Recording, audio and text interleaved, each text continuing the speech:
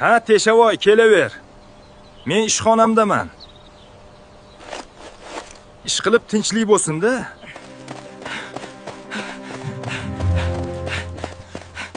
Teshavoy, o'zingni bosib ol, yur, ichkarida gaplashamiz. Qani Teshavoy endi, gapirchi. Nima bo'ldi? Nega bunchalik shokdasan? Begzod aka, bilasiz, kecha Abdurahim akaning qizi Ruxsorani qabrga qo'ygan edik. Bugun ertalabdan qabristonga borsam, Ruxsora ko'milgan qabr ochiq.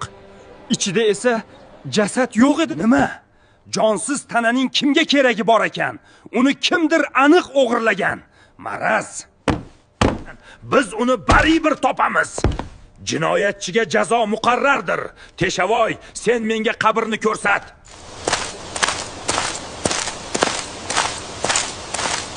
Men shu paytgacha qanchadan qancha jinoyatlarga guvoh bo'ldim. Lekin bu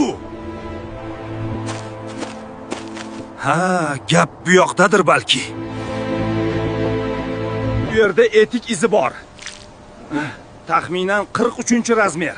Men shubhalanadigan inson esa bitta.